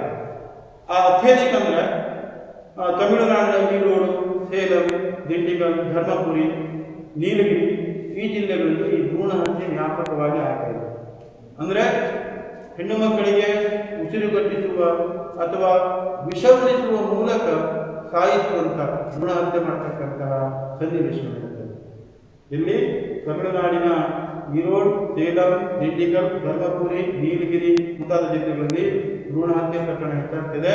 ಹೇಗೆ ಭ್ರೂಣ ಹತ್ಯೆ ಮಾಡ್ತಾರೆ? ಉಸಿರುಗಟ್ಟಿಸುವ ಮೂಲಕ, ವಿಷವಣಿಸುವ ಮೂಲಕ ಹೆಣ್ಣು ಭ್ರೂಣ ಹತ್ಯೆ ಮಾಡ್ತಾರೆ. 2011 ಜನಗಣತಿ ಪ್ರಕಾರ ನಮ್ಮ ಕರ್ನಾಟಕದ ಬೆಳಗಾವಿ, ವಿಜಯಪುರ ಜಿಲ್ಲೆ, ಯಾದಗಿರಿ, ಆಮೇಲೆ ಮಂಡ್ಯ ಇಲ್ಲಿ ಸಾಕಷ್ಟು ಲಿಂಗಾನುಪಾತ ಅಸಮತೋಲನವನ್ನು ನಾವು ಕಾಣಬಹುದು. ನಮ್ಮ ಕರ್ನಾಟಕ ರಾಜ್ಯದಲ್ಲಿ ವಿಪರೀತ ಅಸಮತೋಲನವಿರತಕ್ಕಂತಹ 2 ಜಿಲ್ಲೆಗಳಿವೆ, ಬೆಳಗಾವಿ ಮತ್ತು ಮಂಡ್ಯ ಅಂತ ಕರೀತೇವೆ. ಆಮೇಲೆ ಬರದನಾಡು, ಕೋಲಾರ ಜಿಲ್ಲೆ ಅಂತ ನಾವು ಕರೀತೇವೆ. ಬರದನಾಡು, ಕೋಲಾರ ಜಿಲ್ಲೆ ಸ್ವಲ್ಪ ಅಲ್ಪ ಪ್ರಮಾಣದ ಏರಿಕೆಯನ್ನು ನಾವು ಕಾಣಬಹುದು. 1,000 ಪುರುಷರಿಗೆ 979 ಸ್ತ್ರೀಯರು, 1,000 ಪುರುಷರಿಗೆ 979 ಲಿಂಗಾನುಪಾತ ಪ್ರಮಾಣ ಇದ್ದು ಸ್ವಲ್ಪ ಅಲ್ಪ ಪ್ರಮಾಣದಲ್ಲಿ ಕಾಣುತ್ತದೆ. ಹಾಗೆ ಮಂಜುನಾಥ್ ಅಧ್ಯಯರವರ ಒಡರ ತುಡಿತಕ್ಕೆ ಕೇಡು, ನೆನಪು ಮಾಡ್ಕೊಳ್ಳಿ, ಒಡರ ತುಡಿತಕ್ಕೆ ಕೇಳುತ್ತಕ್ಕಂಥದ್ದು ಮಂಜುನಾಥ್ ಅಧ್ಯಯರವರು. ಅವರು ಹೆಣ್ಣು ಭ್ರೂಣ ಹತ್ಯೆ ಒಂದು ಅಧ್ಯಯನ, ಅಲ್ಲಿ ಹೆಣ್ಣು ಭ್ರೂಣ ಹತ್ಯೆ ಮತ್ತೆ ಹೆಣ್ಣು ಗರ್ಭಪಾತ ಈ ಆತಂಕಕಾರಿ ಅಂಶಗಳನ್ನ ದೃಢಪಡಿಸತಕ್ಕಂಥ ನಾವು ಕಾಣಬಹುದು. ಹೀಗಾಗಿ ಈ ಒಂದು ಹೆಣ್ಣು ಭ್ರೂಣ ಹತ್ಯೆಯನ್ನ ತಪ್ಪಿಸಲಿಕ್ಕೆ, ಹೆಣ್ಣು ಮಕ್ಕಳ ಒಂದು ರಕ್ಷಣೆಗಾಗಿ, ಹೆಣ್ಣು ಮಕ್ಕಳ ಸಂಪೋಷಣೆಗಾಗಿ ಭಾರತ ಸರ್ಕಾರ ಸಾಕಷ್ಟು ಕಾರ್ಯಕ್ರಮವನ್ನು ಜಾರಿಗೆ ತರಲಿಕ್ಕೆ ಪ್ರಯತ್ನ ಮಾಡಿತು. ಅದರಲ್ಲಿ ಮುಖ್ಯವಾದಂತಹ ಒಂದು ಕಾರ್ಯಕ್ರಮ ಅಂದರೆ ಬೇಟಿ ಪಡಾವೋ ಬೇಟಿ ಬಚಾವೋ. ನಿಮಗೆ ಕೇಳ್ತಾರೆ, ಕೇಂದ್ರ ಸರ್ಕಾರ ಹಮ್ಮಿಕೊಂಡಿರ್ತಕ್ಕಂತಹ ಕಾರ್ಯಕ್ರಮ ಬೇಟಿ ಪಡಾವೋ ಬೇಟಿ ಬಚಾವೋ. ಅಂದರೆ ಲಿಂಗಾನುಪಾತ ಪ್ರಮಾಣವನ್ನು ಹೆಚ್ಚಿಸಲಿಕ್ಕೆ, ಹೆಣ್ಣು ಮಕ್ಕಳು ಶಾಲೆಗೆ ಹೋಗುವಂತೆ ಮಾಡಲಿಕ್ಕೆ, ಹೆಣ್ಣು ಮಕ್ಕಳ ರಕ್ಷಣೆಗಾಗಿ ಕೇಂದ್ರ ಸರ್ಕಾರ ಬೇಟಿ ಪಡಾವೋ ಬೇಟಿ ಬಚಾವೋ ಅಂತಕ್ಕಂಥ ಕಾರ್ಯಕ್ರಮ ಜಾರಿಗೆ ತಂದು ಆ ಕಾರ್ಯಕ್ರಮವನ್ನು ಅನುಷ್ಠಾನಗೊಳಿಸಲಿಕ್ಕೆ ನಮ್ಮ ಕರ್ನಾಟಕ ರಾಜ್ಯದ ವಿಜಯಪುರ ಜಿಲ್ಲೆಯನ್ನು ಆಯ್ಕೆ ಮಾಡಿಕೊಳ್ಳೋದು. ಈಗ 2 ರೀತಿಯ ಪ್ರಶ್ನೆ ಕೇಳಬಹುದು. ಒಂದು, ಲಿಂಗಾನುಪಾತ ಅಸಮತೋಲನ ನಿವಾರಣೆ ಮಾಡಲಿಕ್ಕೆ, ಲಿಂಗಾನುಪಾತ ಅಸಮತೋಲನ ನಿವಾರಣೆ ಮಾಡಲಿಕ್ಕೆ ಮತ್ತು ಹೆಣ್ಣು ಮಕ್ಕಳ ಶಿಕ್ಷಣಕ್ಕಾಗಿ ಕೇಂದ್ರ ಸರ್ಕಾರವು ಜಾರಿಗೆ ತಂದ ಒಂದು ಕಾರ್ಯಕ್ರಮ ಯಾವುದು? ಬೇಟಿ ಪಡಾವೋ ಬೇಟಿ ಬಚಾವೋ. ಮತ್ತೊಂದು ರೀತಿಯಲ್ಲಿ ಬೇಟಿ ಪಡಾವೋ ಬೇಟಿ ಬಚಾವೋ ಈ ಒಂದು ಕಾರ್ಯಕ್ರಮಕ್ಕೆ ಕರ್ನಾಟಕ ರಾಜ್ಯದ ಯಾವ ಜಿಲ್ಲೆಯನ್ನ ಕೇಂದ್ರ ಸರ್ಕಾರ ಆಯ್ಕೆ ಮಾಡಿಕೊಳ್ತು ಅನ್ನುವಂಥ ಪ್ರಶ್ನೆಯನ್ನು ಕೂಡ ಕೇಳಬಹುದು. ಹೀಗಾಗಿ ಕರ್ನಾಟಕ ಸರ್ಕಾರ ಕರ್ನಾಟಕ ರಾಜ್ಯದ ವಿಜಯಪುರ ಜಿಲ್ಲೆಯನ್ನ, ಬಿಜಾಪುರ ಜಿಲ್ಲೆ ವಿಜಯಪುರ ಜಿಲ್ಲೆಯನ್ನ ಆಯ್ಕೆ ಮಾಡಿತು. ಇದು ಬಹಳ ನೆನಪಿಡಬೇಕಾದ ಅಂಶ. ಆಮೇಲೆ ಹೆಣ್ಣು ಮಕ್ಕಳ ಸಬಲೀಕರಣಕ್ಕಾಗಿ ಸಶಕ್ತಗೊಳಿಸಿ, ಸಬಲೀಕರಣ ಅಂದರೆ ಅವರಿಗೆ ಅಧಿಕಾರವನ್ನು ಕೊಡೋದು, ಸಶಕ್ತಗೊಳಿಸೋದು, ಬಲಿಷ್ಠನಾಗಿ ಮಾಡೋದು, ಅವರು ತಮ್ಮನ್ನು ತಾವು ಉಳಿಸಿಕೊಳ್ಳಲಿಕ್ಕೆ ಮಾರ್ಗದರ್ಶನ ಮಾಡತಕ್ಕಂಥದ್ದು. ಹೀಗಾಗಿ ಹೆಣ್ಣು ಮಕ್ಕಳ ಒಂದು ಸಬಲೀಕರಣಕ್ಕಾಗಿ ಕೇಂದ್ರ ಸರ್ಕಾರ 22/1/2015ರಲ್ಲಿ ಸುಕನ್ಯಾ ಸಮೃದ್ಧಿ ಯೋಜನೆ, ಸುಕನ್ಯಾ ಸಮೃದ್ಧಿ ಯೋಜನೆ ನೆನಪಿಟ್ಕೊಳ್ಳಿ. ಬೇಟಿ ಪಡಾವೋ ಬೇಟಿ ಬಚಾವೋ ಬೇರೆ, ಸುಕನ್ಯಾ ಸಮೃದ್ಧಿ ಯೋಜನೆ ಅಂತಕ್ಕಂಥ ಯೋಜನೆಯನ್ನು ಕೂಡ ಜಾರಿಗೆ. ಇವುಗಳ ಜೊತೆ ನಾವು ಇಲ್ಲಿ ಗಮನಿಸಬೇಕಾದಂತಹ ಬಹಳ ಮಹತ್ವದ ಅಂಶ ಅಂದ್ರೆ ಭೀಮಾರೋ ಮತ್ತು ದೇಮಾರೋ. ನಿಮಗೆ ಪರೀಕ್ಷೆಯಲ್ಲಿ ಕೇಳ್ತಾರೆ ಪ್ರಶ್ನೆನ, ಭೀಮಾರೋ ಮತ್ತು ದೇಮಾರೋ ಬಗ್ಗೆ ಟಿಪ್ಪಣಿ ಬರಲಿ ಅಂತ ಪರೀಕ್ಷೆಯಲ್ಲಿ ಕೇಳ್ತಾರೆ. ಹಾಗಾಗಿ ಇದು ಕೂಡ ನೀವು ನೆನಪಿಟ್ಕೊಳ್ಳೋದು. ಭೀಮಾರೋ ಅಂದ್ರೆ ನಮ್ಮ ಸಾಮಾನ್ಯವಾಗಿ ಏನು ಭೀಮಾರೋ ಆಗಿದೆ, ರೋಗ ಬಂದರೆ, ಕಾಯಿಲೆ ಬಂದರೆ ಇದೊಂದು ರೀತಿಯ ಕಾಯಿಲೆ ಪೀಡಿತ ಒಂದು ಜನಸಮೂಹ ಅಂತ ಮಾಡಬಹುದು. 2001ರ ಜನಗಣತಿ ಪ್ರಕಾರ ಬಿಮಾರೋ ರಾಜ್ಯಗಳಲ್ಲಿ ಅಂದ್ರೆ ಬಿಹಾರ್, ಮಧ್ಯಪ್ರದೇಶ, ಆಮೇಲೆ ರಾಜಸ್ಥಾನ, ಉತ್ತರ ಪ್ರದೇಶ, ಬಿಮಾರು ಬಿಮಾರು. ಇಲ್ಲಿ ಬಿಹಾರ್, ಮಧ್ಯಪ್ರದೇಶ, ಆಮೇಲೆ ರಾಜಸ್ಥಾನ, ಉತ್ತರ ಪ್ರದೇಶ, ಬಿಹಾರ್, ಮಧ್ಯಪ್ರದೇಶ, ರಾಜಸ್ಥಾನ, ಉತ್ತರ ಪ್ರದೇಶ ಈ ರಾಜ್ಯಗಳಲ್ಲಿ ಜನಸಂಖ್ಯಾ ಸಮಸ್ಯೆ ಮತ್ತು ಸ್ಪಷ್ಟವಾಗಿ ಸರಿಯಾಗಿ ಕೇಳ್ಕೊಳ್ಳಿ. ಬಿಹಾರ್, ಮಧ್ಯಪ್ರದೇಶ, ರಾಜಸ್ಥಾನ, ಉತ್ತರ ಪ್ರದೇಶ 2001ರ ಜನಗಣತಿ ವರದಿಗಳಿರ್ತವೆ. ಈ ಬಿಮಾರು ರಾಜ್ಯಗಳ ಬಗ್ಗೆ ಪ್ರಸ್ತಾಪ ಮಾಡ್ತವೆ. ಈ ಬಿಮಾರು ರಾಜ್ಯಗಳು ಮುಖ್ಯವಾಗಿ ಬಿಹಾರ್, ಮಧ್ಯಪ್ರದೇಶ, ರಾಜಸ್ಥಾನ, ಉತ್ತರ ಪ್ರದೇಶದಲ್ಲಿ ಜನಸಂಖ್ಯಾತ್ಮಕ ಸಮಸ್ಯೆಗಳ ಮೂಲವಿದೆ. ಜನಸಂಖ್ಯೆ ಸಮಸ್ಯೆಗಳ ಮೂಲವಿರೋದನ್ನ ಗುರುತಿಸ್ತೇವೆ. ಏನು ಸಮಸ್ಯೆ ಇದೆ? ಈ ರಾಜ್ಯಗಳು ಭಾರತದ ಒಟ್ಟು ಜನಸಂಖ್ಯೆ 39% ಜನಸಂಖ್ಯೆಯನ್ನು ಹೊಂದಿದೆ. ಭಾರತದ ಒಟ್ಟು ಜನಸಂಖ್ಯೆ 39% ಜನಸಂಖ್ಯೆ ಈ ರಾಜ್ಯಗಳು. 42% ಜನಸಂಖ್ಯಾ ಬೆಳವಣಿಗೆಯನ್ನು ಸಾಧಿಸಿದೆ. ಆದರೆ ಒಟ್ಟು ಜನಸಂಖ್ಯೆ 48% ಜನ ಅನಕ್ಷರಸ್ಥರಾದ ಕಾರಣ ಇವರಿಂದ ದೇಶಕ್ಕೆ ಯಾವುದೇ ರೀತಿಯ ಕೊಡುಗೆ ಇಲ್ಲ. ಹೀಗಾಗಿ ದೇಶದ ಪ್ರಗತಿಗೆ ಸಂಬಂಧಿಸಿದಂತೆ ನೀತ್ಯಾತ್ಮಕ ಕೊಡುಗೆ ನೀಡಿದ್ದನ್ನು ಗಮನಿಸಬಹುದು. ಹೀಗಾಗಿ ಬಿಮಾರು ಅಂತ ಕೇಳ್ತಾರೆ. 2001 ಜನಗಣತಿ ಪ್ರಕಾರ ಬಿಮಾರು ಅಂತ ಒಂದು ಸಂಗತಿ ಗೋಚರವಾದ್ದು. ಅಂದ್ರೆ ಬಿಹಾರ್, ಮಧ್ಯಪ್ರದೇಶ, ರಾಜಸ್ಥಾನ, ಉತ್ತರ ಪ್ರದೇಶ ಈ 4 ರಾಜ್ಯಗಳಲ್ಲಿ ಮುಖ್ಯವಾಗಿ ದೇಶದ ಒಟ್ಟು ಜನಸಂಖ್ಯೆಗಿಂತ ಹೆಚ್ಚಿನ ಪ್ರಮಾಣ ಜನಸಂಖ್ಯೆ ಇರುವುದರಲ್ಲಿ ಆದರೆ ಅವರೆಲ್ಲ ಅನಕ್ಷರಸ್ಥರು ಸಮುದಾಯವಾಗಿದ್ದು ದೇಶದ ಪ್ರಗತಿಗೆ ಯಾವುದೇ ಕೊಡುಗೆ ಇಲ್ಲ, ಹಾನಿಕಾರಕ ಕೊಡುಗೆ ಬಿಮಾರು. ಇನ್ನು ದೇಮಾರು ಅಂತ ಒಂದು ಪ್ರಶ್ನೆ ಬರ್ತದೆ. ದೇಮಾರು ಅಂತಕ್ಕಂಥ ಒಂದು ಅಂಶ ಕೂಡ ಬರ್ತದೆ. ಬಹಳ ಇಂಪಾರ್ಟೆಂಟ್ ಅಂಶ. ಹೀಗಾಗಿ ನಾವು ಲಿಂಗಾನುಪಾತ ವ್ಯತ್ಯಾಸ ಹೇಳುವಾಗ ನಿಮಗೆ ಸ್ವಲ್ಪ ದೇಮಾರು D for daughter, E for eliminate ಅಂದ್ರೆ ಮಗಳು, ಇ ಫಾರ್ ಎಲಿಮಿನೇಟ್ ನಾಶ ಮಾಡು, ಕೊಂದು ಹಾಕು, ಮಗಳನ್ನು ಕೊಂದು ಹಾಕು ಅಥವಾ ಮಗಳನ್ನು ನಾಶ ಮಾಡು, ಸಾಯಿಸು ಅಂದ್ರೆ ಇದು ಹೆಣ್ಣು ಭ್ರೂಣ ಹತ್ಯೆಯ ಒಂದು ಸೂಚಕ ದೇಮಾರು ಹೇಳ್ತಕ್ಕಂಥ. ಈಗ ಬಿಮಾರು ಬೇರೆ, ದೇಮಾರು ಬೇರೆ. ಬಿಮಾರು ಅಂದ್ರೆ ಜನಸಂಖ್ಯಾ ಹೆಚ್ಚಳ, ಜನಸಂಖ್ಯಾ ಸಮಸ್ಯೆ ಮೂಲವನ್ನು ಸೂಚಿಸುತ್ತದೆ, ದೇಶದ ಪ್ರಗತಿಗೆ ಹಾನಿಕಾರಕ ಕೊಡುಗೆ. ದೇಮಾರು ಹಾಗಲ್ಲ, ಇದು ಲಿಂಗಾನುಪಾತ ವ್ಯತ್ಯಾಸ ಕಾರಣವಾಗಿರ್ತಕ್ಕಂಥ ಸಂಗತಿ. ದೇಮಾರು ಎಂಬ ನಾಮಧೇಯವನ್ನು ಹುಟ್ಟಿ ಕಾರಣವಾಗಿರ್ತಕ್ಕಂಥದ್ದು. ಮೊದಲ ಅಕ್ಷರ ಯಾವುದು? ಡಿ ಫಾರ್ ಡಾಟರ್ ಅಂದ್ರೆ ಮಗಳು ಅನ್ನುವಂಥ ಅರ್ಥ. ಇ ಫಾರ್ ಎಲಿಮಿನೇಟ್ ನಾಶ ಮಾಡು, ಕೊಂದು ಹಾಕು ಅನ್ನುವಂಥ ಅರ್ಥ. ಅಂದ್ರೆ ಹೆಣ್ಣಾಗಿದ್ರೆ ಕೊಂದು ಹಾಕು, ಅದಕ್ಕೆ ಮುಂದೆ ಬಾಳು ಇಲ್ಲ ಅಂತ. ಇದು ಮುಖ್ಯವಾಗಿ ಪಂಜಾಬ್, ಹರಿಯಾಣ, ಹಿಮಾಚಲ ಪ್ರದೇಶ, ಗುಜರಾತ್, ಮಹಾರಾಷ್ಟ್ರ ಇವೆಲ್ಲ ದೇಮಾರು ರಾಜ್ಯ. ಬಿಮಾರು ರಾಜ್ಯಗಳು ಬಿಹಾರ್, ಮಧ್ಯಪ್ರದೇಶ, ರಾಜಸ್ಥಾನ, ಉತ್ತರ ಪ್ರದೇಶ. ಈಗ ದೇಮಾರು ರಾಜ್ಯಗಳು ಪಂಜಾಬ್, ಹರಿಯಾಣ, ಆಮೇಲೆ ಹಿಮಾಚಲ ಪ್ರದೇಶ, ಗುಜರಾತ್, ಮಹಾರಾಷ್ಟ್ರ ಇವು ದೇಮಾರು ರಾಜ್ಯಗಳು. ಈ ರಾಜ್ಯಗಳಲ್ಲಿ ಹೆಣ್ಣು ಭ್ರೂಣ ಹತ್ಯೆಯ ಪ್ರಕರಣಗಳು ಅಧಿಕವಾಗಿದೆ. ನಾವು ಹಿಂದೆ ಹೇಳ್ತೇವೆ, ಮುಖ್ಯವಾಗಿ ವಿಷ ಗುಡಿಸುವ ಅಥವಾ ಉಸಿರುಗಟ್ಟಿಸುವ ಮೂಲಕ ಸಾಯಿಸ್ತಕ್ಕಂಥದ್ದು. ಹಾಗೆ ಇಲ್ಲಿ ಯಾಕೆ ಇದು ಹೆಣ್ಣು ಭ್ರೂಣ ಹತ್ಯೆ ಪ್ರತಿಕ್ರಿಯೆ? ಒಂದು ಪುತ್ರ ಸಂತಾನದ ಬಯಕೆ ಅಥವಾ ಅವರ ಸಂಪ್ರದಾಯ, ಪುತ್ರ ಸಂತಾನದ ಬಯಕೆ ಅಥವಾ ಸಂಪ್ರದಾಯ. ಆಮೇಲೆ ತಂತ್ರಜ್ಞಾನ, ಪ್ರಸವಪೂರ್ವ ಲಿಂಗ ಪತ್ತೆ ಅಂತಕ್ಕಂಥದ್ದು. ಆಮೇಲೆ ಅಪವಿತ್ರ ಮೈತ್ರಿ ಇದು ಕೂಡ ಆಗಿರ್ಬೋದು. ಹೀಗಾಗಿ ಪಂಜಾಬ್ ರಾಜ್ಯ ಅತೀ ಕಡಿಮೆ ಲಿಂಗಾನುಪಾತ ಹೊಂದಿರತಕ್ಕಂತಹ ನಮ್ಮ ದೇಶ ರಾಜ್ಯ 790 ನಂತರ ಹರಿಯಾಣ, ಚಂಡೀಗಢ ಇವೆಲ್ಲ ಬರ್ತವೆ. ಸಿಕ್ಕಿಂ ರಾಜ್ಯ ಸ್ವಲ್ಪ ಪ್ರಮಾಣದಲ್ಲಿ ಕಾಣ್ತದೆ. 1996 ಹೆಚ್ಚು ಲಿಂಗಾನುಪಾತ ಹೊಂದಿದ ರಾಜ್ಯಗಳು. ಹಾಗೆ ಲಿಂಗಾನುಪಾತ ಕುಸಿತಕ್ಕೆ ಕಾರಣ ಏನು? ಈ ಪ್ರಶ್ನೆ ಕೂಡ ನಿಮಗೆ ಕೇಳಬಹುದು. ಲಿಂಗಾನುಪಾತ ಕುಸಿತಕ್ಕೆ ಕಾರಣ ಮುಖ್ಯವಾಗಿ ಹೆಣ್ಣು ಮಕ್ಕಳು ಹುಟ್ಟುವುದನ್ನು ತಡೆಗಟ್ಟುವಂತಹ ಗರ್ಭಪಾತ ಅಥವಾ ಹೆಣ್ಣು ಶಿಶು ಹತ್ಯೆ ಮಾಡ್ತಕ್ಕಂಥದ್ದು, ಹೆಣ್ಣು ಮಕ್ಕಳ ಬಗ್ಗೆ ನಿರ್ಲಕ್ಷ್ಯ ಮಾಡತಕ್ಕಂಥ, ಹೆಣ್ಣು ಮಕ್ಕಳ ಪೋಷಣೆ ನಿರ್ಲಕ್ಷ್ಯ, ಆಮೇಲೆ ಪ್ರಸವ ಪೂರ್ವ ಲಿಂಗ ಪತ್ತೆ ಮಾಡ್ತಕ್ಕಂಥದ್ದು, ಸೋಮಗ್ರಹ ಮಾಡ್ತಕ್ಕಂಥದ್ದು ಇವೆಲ್ಲ ಏನು ಲಿಂಗಾನುಪಾತ ಕುಸಿತಕ್ಕೆ ಕಾರಣ ಆಗ್ತಕ್ಕಂಥ ಅಂಶಗಳು. ಈ ಪಾಯಿಂಟಲ್ಲಿ ಭೀಮಾರು ಅಂದ್ರೇನು, ದೇವಾರು ಅಂದ್ರೇನು, ಲಿಂಗಾನುಪಾತ ಕುಸಿತಕ್ಕೆ ಕಾರಣ ಏನು, ಇದೆಲ್ಲ ನೀವು ಅರ್ಥೈಸ್ಕೊಳ್ಳಿ. ಆಮೇಲೆ ಭಾರತೀಯ ಜನಸಮೂಹದ ಹೆಚ್ಚುತ್ತಿರುವಂತಹ ಸಾಕ್ಷರತಾ ಪ್ರಮಾಣ, ಭಾರತೀಯ ಜನಸಮೂಹದಲ್ಲಿ ಹೆಚ್ಚುತ್ತಿರುವಂತಹ ಸಾಕ್ಷರತಾ ಪ್ರಮಾಣ. ಮುಖ್ಯವಾಗಿ ಇಲ್ಲಿ ಭಾರತೀಯ ಜನಸಮೂಹದಲ್ಲಿ ಹೆಚ್ಚುತ್ತಿರುವಂತಹ ಸಾಕ್ಷರತಾ ಪ್ರಮಾಣ ಮೊದಲನೇಗಿತ್ತು ಎಲ್ಲೋ ಒಂದು ಕಡೆಗೆ ಪುರುಷರಷ್ಟೇ ಸಾಕ್ಷರತೆಯನ್ನು ಮುಂದುವರೆದಿದ್ರು. ಈಗ 2001ರಿಂದ ಮತ್ತು 2011ರಲ್ಲಿ ಮಹಿಳೆಯರ ಸಾಕ್ಷರತೆ ಪ್ರಮಾಣ ಕೂಡ ಪ್ರತಿಶತ 11.2ರಷ್ಟು ಹೆಚ್ಚಾಯಿತು.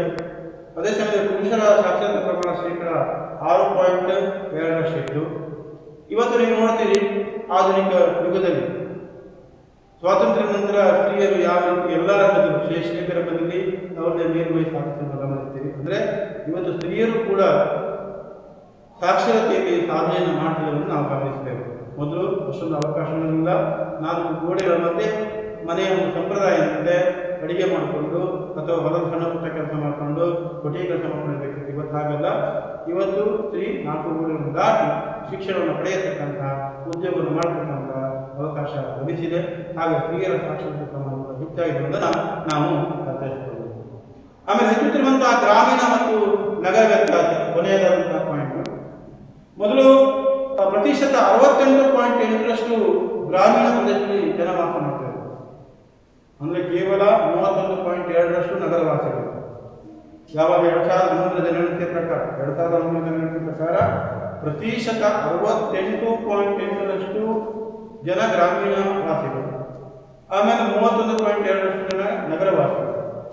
ಆದರೆ ಇತ್ತೀಚೆಗೆ ಏನಾಗಿದೆ, ಗ್ರಾಮೀಣ ಕೃಷಿ ಆಧಾರಿತ ಜೀವನ ಮತ್ತು ಆರ್ಥಿಕ ಮತ್ತು ಸಾಮಾಜಿಕ ಮಹತ್ವ ತಗ್ಗುವಂತೆ ಮಾಡಿದೆ. ಇವತ್ತು ಕೃಷಿಗೆ ಹೆಚ್ಚು ಪ್ರಾಮುಖ್ಯತೆ ಇಲ್ಲ. ಇವತ್ತೇನಾದರೂ ಕೂಡ ಗ್ರಾಮೀಣ ಶಿಕ್ಷಿತರೆಲ್ಲ ಏನು ಮಾಡ್ತಾರೆ, ಶಿಕ್ಷಿತ ಯುವಕರು ಉದ್ಯೋಗವನ್ನು ಬಯಸಿ ನಗರಗಳಿಗೆ ವಲಸೆ ಹೋಗ್ತಿದ್ದಾರೆ, ನಗರ ಜೀವನಕ್ಕೆ ಆಕರ್ಷಿತರಾಗ್ತಿದ್ದಾರೆ, ನಗರ ಶೈಲಿಯ ಜೀವನಕ್ಕೆ ಬದಲಾಗ್ತಿದ್ದಾರೆ. ಹೀಗಾಗಿ ಇವತ್ತೇನಾಯ್ತು ಕೇಳಿದ್ರೆ, ಗ್ರಾಮೀಣ ವಾಸ್ತವ್ಯ ಪ್ರಮಾಣ ಕಡಿಮೆ ಆಗ್ತದೆ, ನಗರದಲ್ಲಿ ವಾಸ್ತವ್ಯ ಪ್ರಮಾಣ ಸಂಖ್ಯೆ ಸಾಮಾನ್ಯ ಹಂತವಾಗಿ ಏರಿಕೆಯಾಗುವುದನ್ನು ನಾವು ಗಮನಿಸ್ತೀವಿ. ಇವಿಷ್ಟು ಪಾಯಿಂಟ್ಗಳನ್ನು ಗಮನಿಸಿದರೆ, ಈಗ ನೀವು ಯೂಟ್ಯೂಬಲ್ಲಿ ಇಲಾಖೆಯಿಂದ ಬಿಟ್ಟಂತಹ ಒಂದು ಯೂಟ್ಯೂಬನ್ನು ಗಮನಿಸಿದರೆ ಅದರಲ್ಲಿ ಇದ್ರ ಬಗ್ಗೆ ಹೆಚ್ಚಿನ ವಿವರ ತಿಳ್ಕೊಂಡು ಹಾಗೆ ಸ್ವಲ್ಪ ಶಾರ್ಟ್ ಆಗಿ ಹೇಳಿದ್ದೇನೆ. ಆಮೇಲೆ ಮತ್ತೊಮ್ಮೆ ನೆನಪು ಮಾಡ್ಕೊಳ್ಳಿ, ಇವತ್ತು ನಾನು ಕಲಿಸಿರ್ತಕ್ಕಂಥ ಪಾಠ ಯಾವುದು? ಜನಸಂಖ್ಯಾಶಾಸ್ತ್ರ. ಜನಸಂಖ್ಯಾಶಾಸ್ತ್ರ ಏನು? ಜನಸಂಖ್ಯಾಶಾಸ್ತ್ರ ಈ ಪದದ ಪರಿಚಯಿಸಿದವರು ಯಾರು? ಆಮೇಲೆ ಡೆಮೋಗ್ರಫಿ ಪದದ ಉತ್ಪತ್ತಿ, ಆಮೇಲೆ ಡೆಮೋಗ್ರಫಿ ಅಂದ್ರೆ ಏನು, ಆಮೇಲೆ ಜನಸಂಖ್ಯಾಶಾಸ್ತ್ರದ ವಿಧಗಳು ಯಾವುದು, ಆಮೇಲೆ ಜನಸಂಖ್ಯಾಶಾಸ್ತ್ರ ಚಿತ್ರಣದ ಲಕ್ಷಣ ಯಾವುದು, ಅದು ಮುಖ್ಯವಾಗಿ ನೆನಪಿಸಿಕೊಳ್ಳಬೇಕಾದ ಅಂಶ ಯಾವುದು ಪ್ರಶ್ನೆ ಕೇಳಬಹುದು.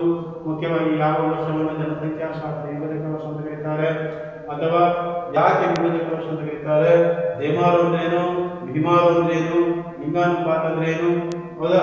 ಆಮೇಲೆ ಲಿಂಗಾನುಪಾತ ವ್ಯತ್ಯಾಸಕ್ಕೆ ಕಾರಣ ಏನು, ಅಥವಾ ಲಿಂಗಾನುಪಾತ ಕುಸಿತಕ್ಕೆ ಕಾರಣ ಏನು, ಈಗ ಹಲವಾರು ಪಾಯಿಂಟ್ಗಳನ್ನು ಕೇಳುವಂತಹ ಸಾಧ್ಯತೆ ಇರ್ತವೆ. ಹಾಗಾಗಿ ಜನಸಂಖ್ಯಾಶಾಸ್ತ್ರ ಚಿತ್ರಣ ಪ್ರಶ್ನೆಗಳು 10 ಅಂಕದ ಪ್ರಶ್ನೆಗಳು ಬೀಳ್ತವೆ ಪರೀಕ್ಷೆಯಲ್ಲಿ. ಆ 10 ಅಂಕದ ಪ್ರಶ್ನೆಗಳು ಬಂದಾಗ ಈ 6 ಪಾಯಿಂಟ್ ಅನ್ನು ಬರೀಬೇಕು. ಈ 6 ಪಾಯಿಂಟ್ ಸಂಬಂಧಪಟ್ಟಂತೆ ಎಲ್ಲಾ ವಿವರಗಳನ್ನು ಕೊಡಬೇಕಾಗ್ತದೆ. ಒಂದೊಂದ್ಸಲ ಏನ್ ಮಾಡ್ತಾರೆ ಹೇಳಿ, ಒಂದೊಂದ್ಸಲ ಏನ್ ಮಾಡ್ತಾರೋ ಕುಸಿಯುತ್ತಿರುವ ಲಿಂಗಾನುಪಾತ ಸಂಬಂಧಪಟ್ಟಂತೆ ಒಂದ್ಸಲ ಭೀಮಾರು ಬಗ್ಗೆ ಟಿಪ್ಪಣಿ ಬರೀರಿ ಅಂತ ಕೇಳ್ತಾರೆ, ಅಥವಾ ದೇಮಾರು ಬಗ್ಗೆ ಟಿಪ್ಪಣಿ ಬರೀ ಅಂತ ಕೇಳ್ತಾರೆ. ಹೀಗಾಗಿ ಅದನ್ನು ಕೂಡ ನೀವು ಸಿದ್ಧವಾಗಿರಬೇಕಾಗ್ತದೆ. ಹಾಗಾಗಿ ಇವಿಷ್ಟು ಪಾಯಿಂಟ್ ನೆನಪಿಸಿಕೊಳ್ತಾ ತಿಳ್ಕೊಂಡಿದ್ದೇನೆ. ಭಾರತೀಯ ಜನಸಂಖ್ಯೆ, ಗಾತ್ರ ಮತ್ತು ಬೆಳವಣಿಗೆ, ಜನನ ಪ್ರಮಾಣ ಮತ್ತು ಮರಣ ಪ್ರಮಾಣ, ಆಮೇಲೆ ಭಾರತೀಯ ಜನಸಮೂಹದ ವಯೋರಚನೆ, ಭಾರತದಲ್ಲಿ ಕುಸಿಯತಕ್ಕಂಥ ಲಿಂಗಾನುಪಾತ, ಆಮೇಲೆ ಭಾರತೀಯ ಜನಸಮೂಹದಲ್ಲಿ ಹೆಚ್ಚುತ್ತಿರುವ ಸಾಕ್ಷರತಾ ಪ್ರಮಾಣ, ಹೆಚ್ಚುತ್ತಿರುವ ಗ್ರಾಮೀಣ ನಗರ ವ್ಯತ್ಯಾಸ, ಇವಿಷ್ಟು ಪಾಯಿಂಟ್ ಅನ್ನು ನೀವು ಅರ್ಥೈಸಿಕೊಂಡು ತಿಳ್ಕೊಂಡಿದ್ದೇನೆ. ಸಣ್ಣ ಪುಟ್ಟ ಲೋಕಗಳಾಗಿದ್ದರೆ ಆವಾಗ ಸುಮಾರು 0ರಿಂದ 14, 15ರಿಂದ 60, 60ರಿಂದ ಪ್ಲಸ್ ದೊಡ್ಡ ಅಂತ ಹೇಳಿದೆ. ಸರಿಯಾದ ಅರ್ಥ ಮಾಡ್ಕೊಳ್ಳಿ. ಇದು ಯಾವುದಕ್ಕೆ ಅವಲಂಬನ ಅನುಪಾತಕ್ಕೆ ಸಂಬಂಧಪಟ್ಟಿದೆ. ಸಾಮಾನ್ಯವಾಗಿ 0ರಿಂದ 14, ಆಮೇಲೆ ಇವು ದುಡಿಯಲಾಗಬಹುದು, ಆಮೇಲೆ 60ಕ್ಕೂ ಮೇಲ್ಪಟ್ಟವರು ಕೂಡ ಇವು ವಯೋವೃದ್ಧರಾಗಿರ್ತಾರೆ, ದುಡಿಯಲು ಸ್ವಲ್ಪ ಕಷ್ಟ ಆಗ್ತದೆ. ಈಗ ಇವರ ಒಂದು ಸಮೂಹ ಹೆಚ್ಚಾಗಿದ್ದರೆ ನಮ್ಮ ಜನಸಂಖ್ಯೆ ಲಾಭವನ್ನು ಬೆಳೆಸಿಕೊಳ್ಳಿ ಸಾಧ್ಯ. ಇವರೊಂದಿಗೆ ಹೆಚ್ಚಾಗಿದ್ದರೆ ಅವಲಂಬನೆ ಇರ್ತಕ್ಕಂಥದ್ದು ಅಂತ ನಾವು ಮತ್ತೊಮ್ಮೆ ಎಲ್ಲರಿಗೂ ಧನ್ಯವಾದಗಳು. ಸರಿಯಾಗಿ ಯೂಟ್ಯೂಬನ್ನು ವೀಕ್ಷಣೆ ಮಾಡ್ತಾರೆ. ಏನಾದರೂ ಸಮಸ್ಯೆ ಇದ್ದರೆ ನೀವು ಇದರಲ್ಲಿ ನಾವು ಕಳಿಸ್ತೀವಲ್ಲ ಅದರ ಮೂಲಕ ತಿಳಿಸಿ. ಹಾಂ, ಧನ್ಯವಾದ.